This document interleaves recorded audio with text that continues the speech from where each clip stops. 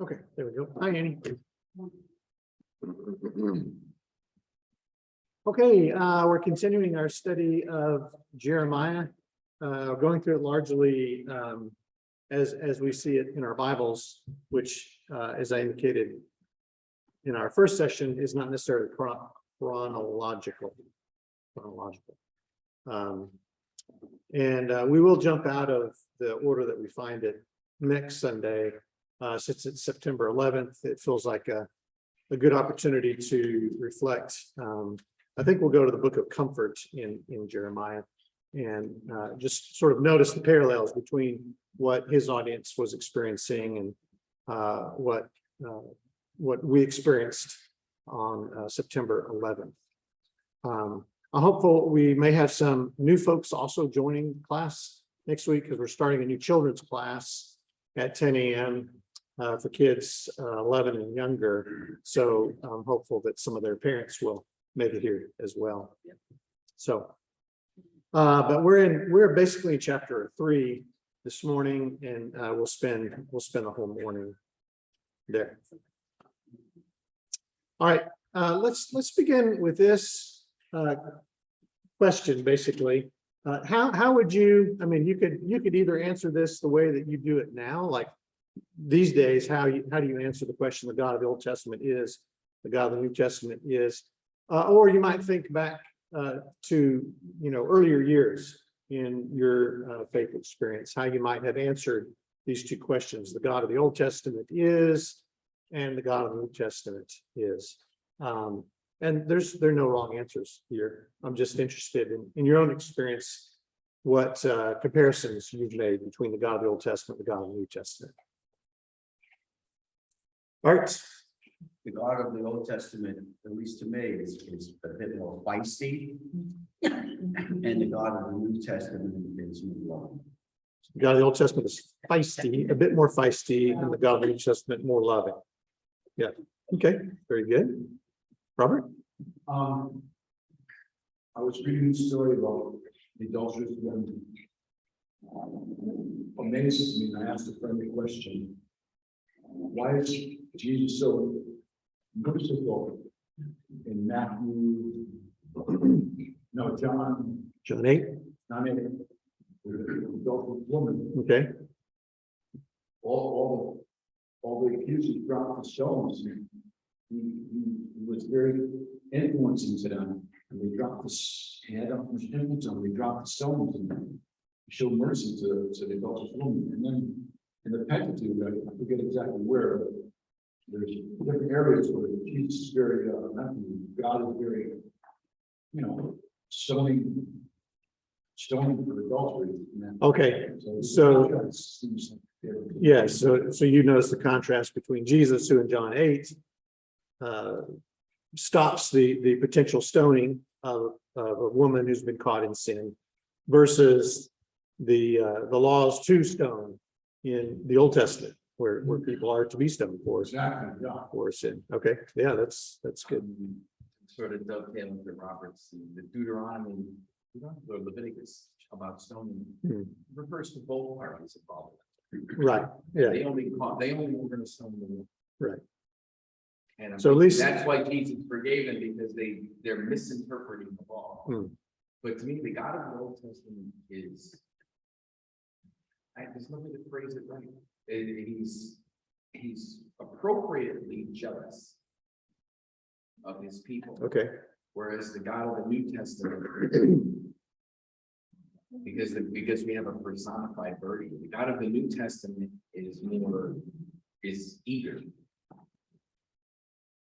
to that relationship, because the God of the Old Testament kind of was more interactive too. It's nothing. There's nothing that burns the image of God in your mind like a pillar of fire all night long. And that pillar of smoke all day long for 40 years. So there are people who were born and possibly died and thought that God traveled with them every single day. That's the God of the Old Testament. He's more directly involved. Okay. Than the God of the New Testament. Yeah, that's interesting contrast there. Anna, then John, and Annie, and then Well, as a young person, I've been to the Church of Christ since I was born.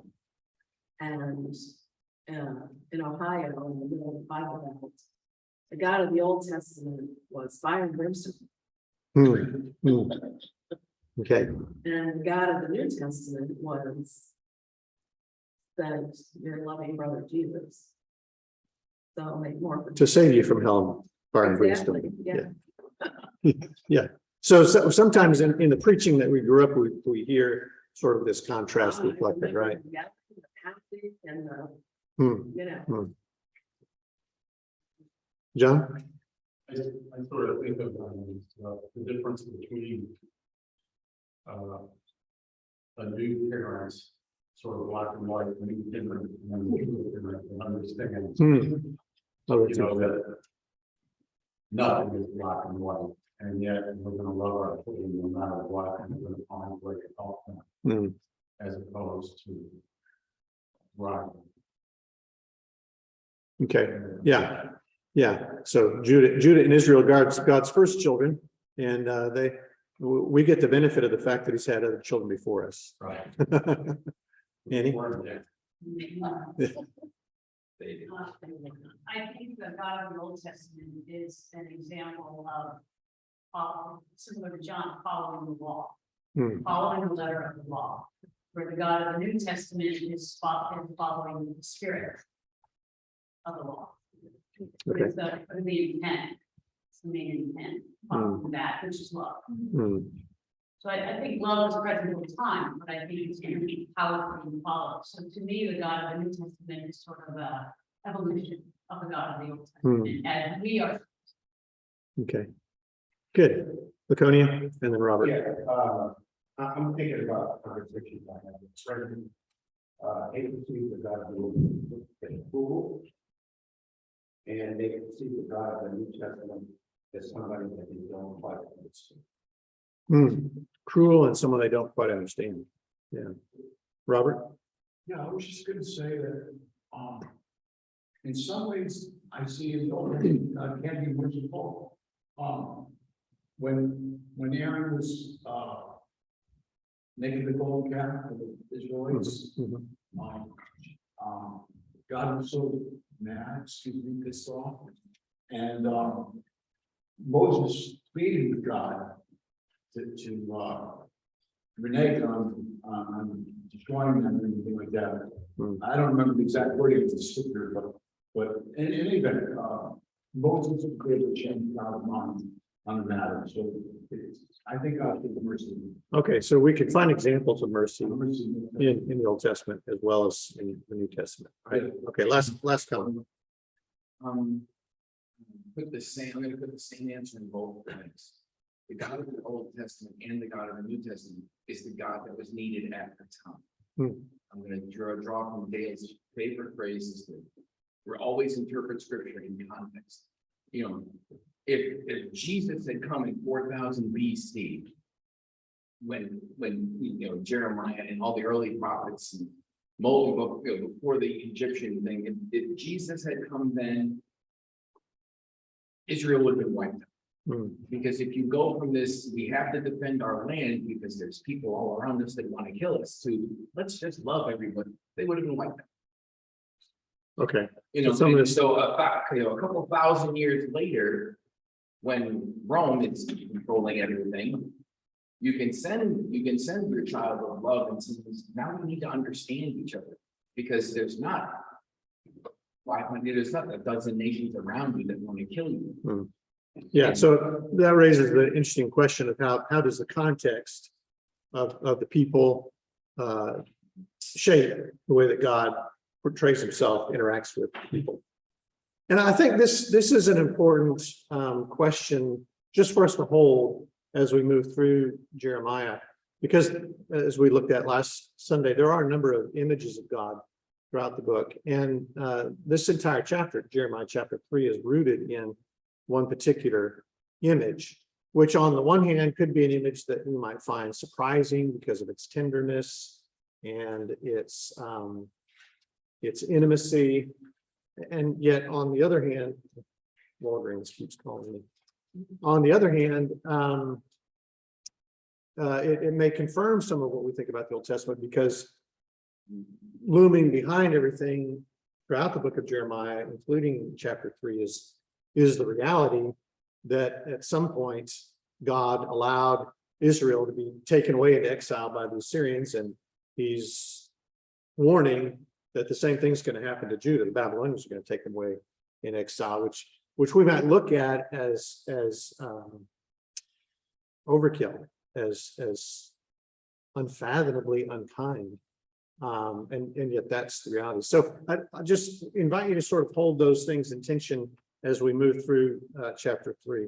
Let me do this slide first, Deuteronomy 24, because essentially all of chapter 3 is God's reflection, if you will, from this text in Deuteronomy 24, which says, when a man takes a wife and marries her, and if then she finds no favor in his eyes because he has found some indecency in her, and he writes her a certificate of divorce and puts it in her hand and sends her out of his house, and she departs out of his house. And if she goes and becomes another man's wife, and the latter man hates her and writes her a certificate of divorce and puts it in her hand and sends her out of his house, or if the latter man dies, who took her to be his wife, then her former husband who sent her away may not take her again to be his wife after she has been defiled. That is an abomination before the Lord. And you shall not bring sin upon the land that the Lord your God is giving you for an inheritance. Okay, what do you hear in this feel-good text from Deuteronomy? Well, no wonder for thousands of years it didn't go so. Maybe that's why God evolved. It's still working. Okay, all right. What else? What do you hear in this text? Well, if you're gonna get a divorce, you can't change your mind and say, well, maybe I was wrong. Okay, so there's a sort of a permanency here, an irreversibility, no take backs here. Okay, yeah. Laconia? It's a man's world. Yeah, that's pretty clear, right? Anything else that you notice about this text? That's interesting about this whole defiling of the land and. Yeah. You know, puts us staining. Yeah, right. Yeah, so these the two issues that are raised in this text largely are the irreversibility, having sent the spouse away. It's now inconceivable that the spouse would be brought back, and this issue of the land, that somehow the relationship between the two partners has an impact upon the land, which is a very strange concept to us, because it grows out of a worldview that's very different than our worldview. I mean, we understand climate change, but this is different than that. This is saying that the social morality, the relational morality between two partners has an impact upon the land in which they live. So these two things come up again and again in Jeremiah chapter 3. All right, so let's just walk through this chapter 3, beginning verse 1. If a man divorces his wife and she goes from him and becomes another man's wife, okay, so you see this is Deuteronomy 24. Question. So 3 questions asked here. Will he return to her? Would not that land be greatly polluted? And third question, you played the whore with many lovers, and would you return to me? So 3 questions asked by Jeremiah, by God. If there's a divorce and the woman goes from him and becomes another man's wife, would he return to her? would the husband take her back? Would the land be polluted? And would the wife return to him? Verse 2, lift up your eyes to the bare heights and see, where have you not been ravished? By the waysides you've sat awaiting lovers like an Arab in the wilderness. You've polluted the land with your vile whoredom. Therefore the showers have been withheld, the spring rain has not come. Yet you have the forehead of a whore. You refuse to be ashamed. Have you not just now called to me, my father? You are the friend of my youth. Will he be angry forever? Will he be indignant to the end? Behold, you have spoken, but you've done all the evil that you could. Okay, so we got those three rhetorical questions. No, Yahweh will not return to Judah is at least what they would expect to hear. God is in fact going to return, although in reality, God never left. Yes, the land is polluted, and what the real unknown in all this is will Judah return to God? Because she's gone after others, and the question is, will she return? So this is all growing out of Deuteronomy 24. This imagery of harlotry, of whoredom, of unfaithfulness, common in the prophets, especially the book of Hosea. And the emphasis here, especially, is that there's no place in the land untouched by their immorality. Their unfaithfulness to God is so rampant that it's happening everywhere. So it's not like they've tried to conceal it, not like they've tried to do it in secret. It's just out in the open. Everybody knows it. God knows it. You got these interesting images used here. This Arab in the wilderness. Some people think this is an Arab raider waiting to plunder a passing caravan. Others, it's like a prostitute soliciting clients. But let's go back to that image here. By the wayside, you've sat awaiting lovers like an Arab in the wilderness. This translation is picturing them as just eager to align with whatever God's come their way. Right? Doesn't matter. Just whoever's coming down the path, let's welcome them in terms of a God. The forces of nature have been brought to bear on the nation in an effort to bring her to her senses. So it could be that the impact on the land is part of God's way of saying, you need to stop what you're doing. This unfaithfulness to me needs to stop. And so the impact on the land could be part of God's discipline on the people.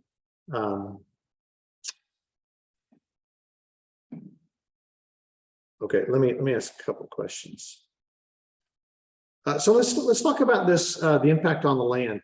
There's an interesting book called The Body Keeps the Score, which explores how things that really don't have anything to do with the body that we experience,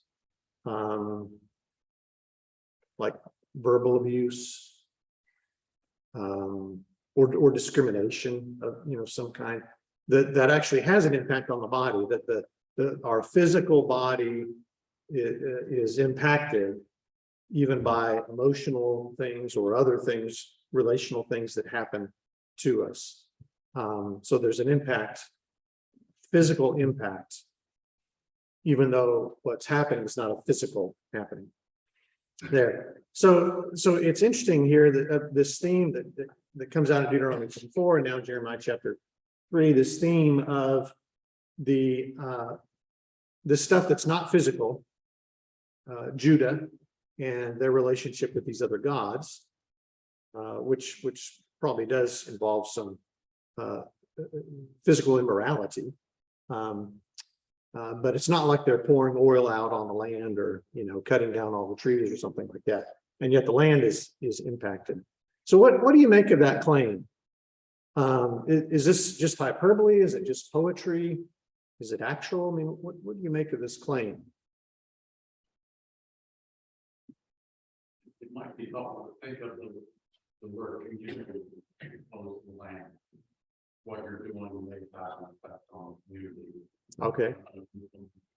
I'm guessing. Yeah, so it could be an impact, it could be pointing to the impact that what's happening has consequences on the wider community, right? The wider world around us. Yeah. Well, a lot of it relates to, we'll go back to Deuteronomy, that as long as they were faithful to God, Israel would enjoy the fruits of the land. Right. If God is in control, God can say, you know what? I'm not taking care of you anymore. The punishment for sin, I've always said, is the absence of God's protection. That's the real punishment for sin. God doesn't step in and say, really, you shouldn't turn, you shouldn't take that left turn because there's a car coming and it's gonna hit you. God just goes, you want to turn left? Go turn left. And when you're in the hospital, you call me, I'll be there. But, so God says, you know what? You don't want to follow me? Have your God make it rain. I mean, this isn't the first time we've seen the rain with him. You got, Joshua, the brook at Kidder. It hasn't rained for years. So he tells them to build a big fire and fill a pit with water. And whoever God is the real God will make fire come down from heaven. Yeah, so we had that image of God as the living water back in chapter 2, right? So if God is the source of water and the people turn from God, then that has an impact, and a global impact, right? Yeah. I think Coney's hand went up, and then John. There are consequences for actions that will never know. Yeah, consequences to actions that may happen centuries later. Yeah, that's right. John. I really don't like it. Because it's something that David mentioned, and that is, we start out, if the man rejects his wife, what she's supposed to do to survive back in those days. How is she supposed to survive? And in the example, she's doing all she can to survive until she finds another one. And then what happens if he rejects her too? And so I've seen a big chunk of God missing from this in terms of really understanding what was going on. So I don't like it. Yeah, I think it's not as black and white as it might seem. There's a lot of nuances happening here, because on the one hand, Israel first and then Judah, essentially they're the ones that choose to leave. They walk out, right? And God, the husband, remains and wants them to return, desires ongoing relationship with them. And at the same time, God himself does arrange for Assyria to take them away, Babylon to take them away, in an effort to win them back. But that feels a little strange to us as well, perhaps. But so I think the link here between Deuteronomy 24 and Jeremiah chapter 3 and the rest of Jeremiah isn't, it's not a straight line. But I think the broad analogy that Jeremiah and God are working with here is the marriage relationship. And that God is the devoted, loving husband who longs for his wife, even after she's gone after others. And everything that he has done and is doing and will do grows out of this devotion for her and desire to have her back. So I think the question really is not, will God return to Judah or will God return to us? He's never really moved. So it's not like he's distant. He's still here, but he's trying to win us back. I was gonna say, it's so graphic that you just have that you feel like, yeah, he's absolutely justified in anything he wants to do here. Yeah. Because this is just It's crazy. Mhm. You know, all of this prostitution, the way he describes the situation, there's nobody that would want that wife. Right. Yeah. You know, so it just feels like he does have the right to do something to them here. Yeah, and that's sort of like the rhetorical direction here and impact here, that everybody listening to this, because remember, this is a legal case that God's bringing. And so everybody listening to this would say, oh yeah, absolutely. Even according to our own laws, there's no way that God would ever welcome us back. But God does. And that's sort of the surprise. God refuses to act even in accordance with his own laws, because his desire for his people is so great. Verse 6. The Lord said to me in the days of King Josiah, have you seen what she did, that faithless one Israel? How she went up on every high hill and under every green tree, and there played a whore. And I thought, after she has done all this, she will return to me. But she did not return. And her treacherous sister Judah saw it. She saw that for all the adulteries of that faithless one, Israel, I'd sent her away with a decree of divorce. Yet her treacherous sister Judah, that's very difficult to say, did not fear, but she went and played the whore. Because she took her whoredom lightly, she polluted the land, committing adultery with stone and tree. Yet for all this, her treacherous sister Judah did not return to me with her whole heart, but in pretense, declares the Lord. So here we've got the reference to, you know, what happened before all this. And what happened before was Judah's treacherous sister, Israel, the northern kingdom, engaged in idolatry, unfaithfulness to God. And her sister Judah saw it, witnessed it, knew all about it, watched the Assyrians carry her off into exile. And God is saying, did you not learn anything from that? Do you not see what's going to happen to you? You're doing the same thing that your sister did. Why would I not treat you the same way I treated them? So there's a refusal to learn from the past, a refusal to learn from history.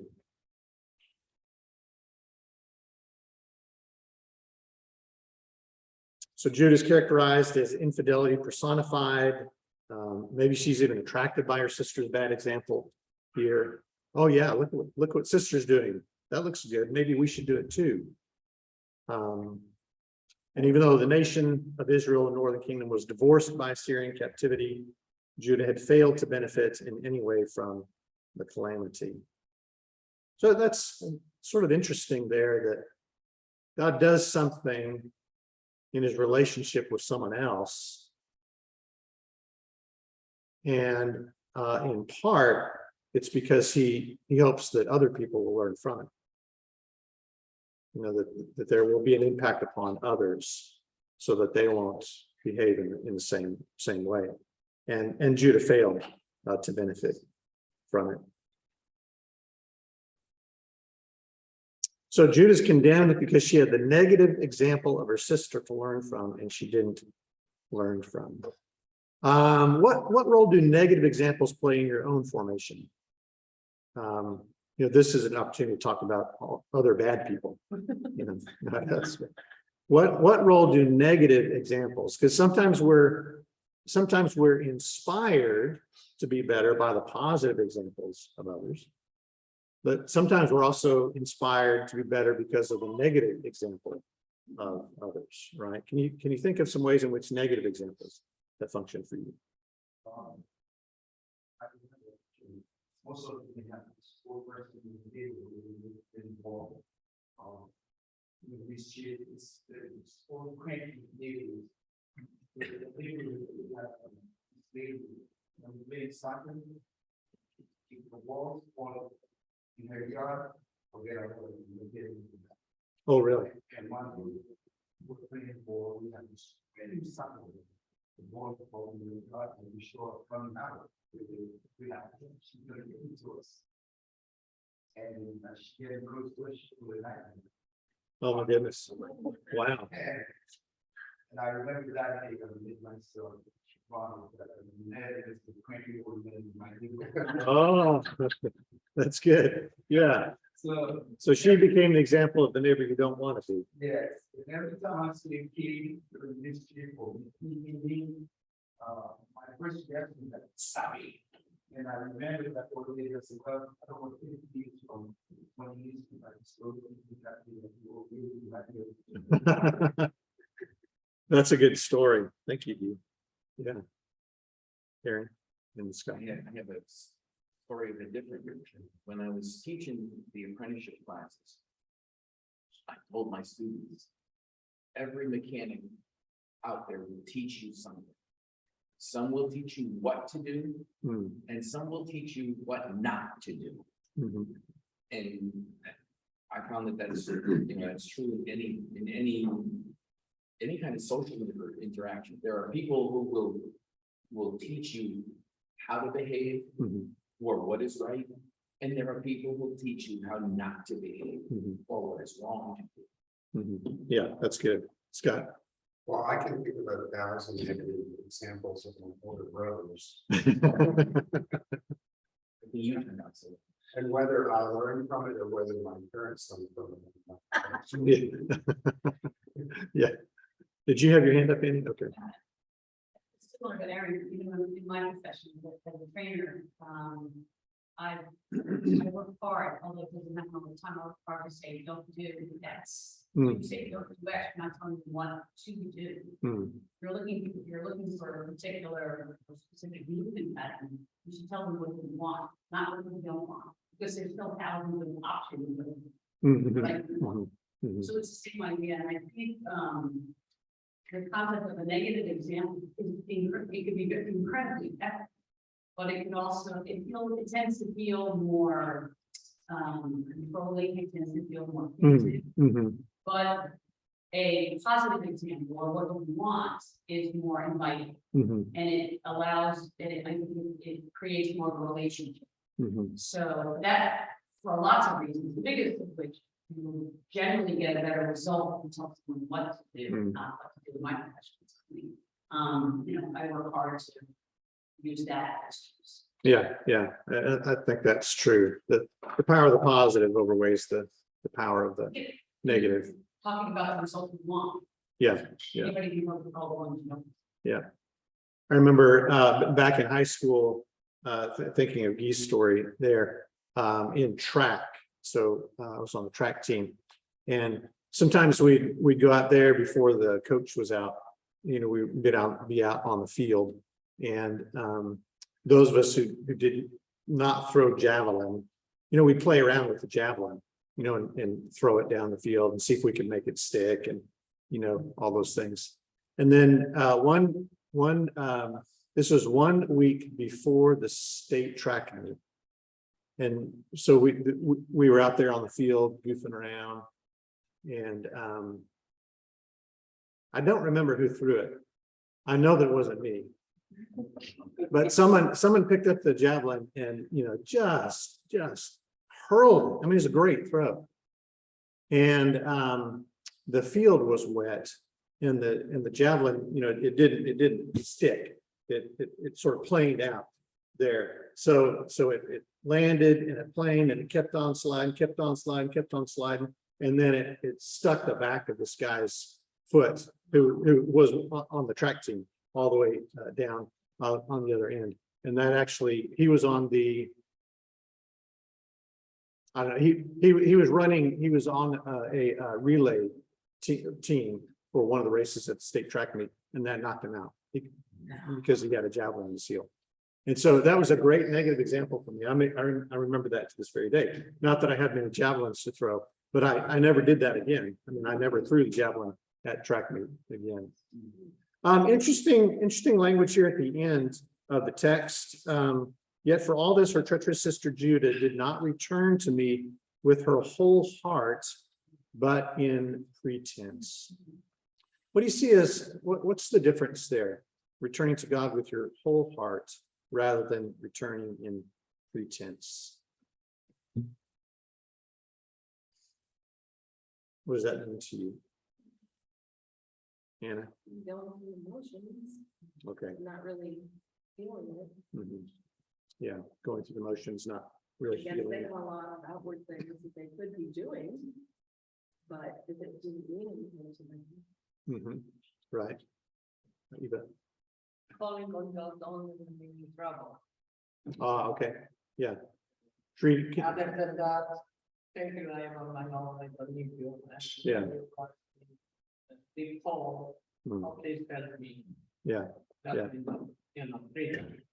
yeah. Very good, Aaron. Just following up on going back to my own history. The people I refer to as weekend Catholics. You go to confession on Saturday, you behave for Saturday, you go to church on Sunday, and Monday through Friday, you can do whatever you want. Mhm. Yeah, yeah. So again, this is another one of those windows into the God of the Old Testament. He truly is interested in the heart, in a real relationship, in genuine devotion, and a mutual relationship. He's not merely interested in law keepers or temple attenders. He wants the real thing, and he still does. Okay, 11. Yeah, 11. Then the Lord said to me, faithless Israel has shown herself more righteous than treacherous Judah. Go and proclaim these words toward the north and say, so Israel's been taken off to the north. Return, faithless Israel, declares the Lord. I will not look on you in anger, for I am merciful, declares the Lord. I will not be angry forever. Only acknowledge your guilt, that you rebelled against the Lord your God and scattered your favors among foreigners under every green tree, and that you've not obeyed my voice, declares the Lord. Return, O faithless children, declares the Lord, for I am your master. This is a play on the word Baal, the pagan god. I will take you, one from a city and two from a family, and I will bring you to Zion, and I will give you shepherds after my own heart, who will feed you with knowledge and understanding. So here we finally get the truth that God will not act according to his own laws. God will take them back. And so Jeremiah, the prophet of Judah, is also now the prophet to faithless Israel, who's been taken away into captivity. And through Jeremiah, God is speaking to the north. Return, faithless Israel. I will not look on you in anger, for I am merciful. I will not be angry forever. Only acknowledge your guilt. And when you have multiplied and been fruitful in the land in those days, declares the Lord, they shall no more say, the ark of the covenant of the Lord. It shall not come to mind or be remembered or missed. It shall not be made again. At that time, Jerusalem shall be called the throne of the Lord, and all nations shall gather to it, to the presence of the Lord in Jerusalem, and they shall no more stubbornly follow their own evil heart. In those days, the house of Judah shall join the house of Israel, and together they shall come from the land of the north, the land that I gave your fathers for a heritage. And what a really beautiful vision that God holds out here.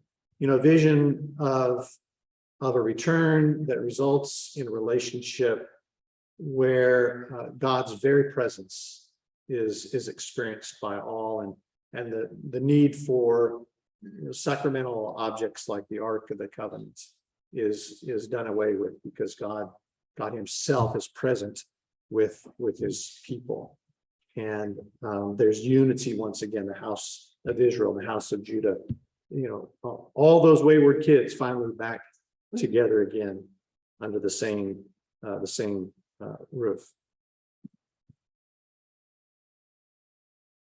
So the 10 tribes carried to Assyria in 728 by Sargon II, now addressed and informed that though exiled, they should still repent. Bruggemann, this poem is a meditation on the theme of return. The Torah of Deuteronomy explicitly states that the wife should not return the connection to Deuteronomy 24 make clear that the dominant concern is neither spiritual repentance nor moral reconstruction. It is about a relationship that's been violated beyond recall. Yahweh, the first husband, has been deeply affronted. Judah, the wayward wife, is now rejected, scandalized, exposed. The second lover has clearly failed. According to Torah, it is impossible to go back to Yahweh, the first love. Yet this is a meditation precisely on the unheard of possibility of such a return. The return is possible because both the need of Judah and the yearning of Yahweh fly in the face of the Torah. So it's really a scandalous portrayal of God's love, that he will take back people who don't deserve to be taken back. Let me go here. God promises Israel that if they return, having acknowledged their guilt, he'll do several things. He won't be angry, but will be merciful. He'll lead them to a place where they can thrive, Zion. He'll provide people who guide them, shepherds. He'll be personally present in ways that make those sacramental objects obsolete. And then he'll create an expanding and inclusive community out of them. That's his vision. That's what he's desiring. Which of those feel significant to you? Mm-hmm. Well, other than the fact that all of this whole passage seems messianic. Yeah. Talking about all nations coming together in Jerusalem, which is something that's happening today. I mean, they're the world's three major religions, all venerate Jerusalem. Mm-hmm. So he has brought the world together in Jerusalem. It just talks about, the God being present with us. I mean, that to me just screams of messianic promise. Yeah. So God's trying to be the Messiah they need before he sends the Messiah, before he sends the physical Messiah. Yeah, good. So lots of overtones here that seem messianic. Annie? The last one. Will create them expanding and inclusive community. The other ones are excellent. They're to the person, the one, but that includes all. Yeah. So this is going to have an ever-growing impact around this. Okay, we need to stop there. Let's pray through our prayer requests, and then we will pick up our chairs and tables and put them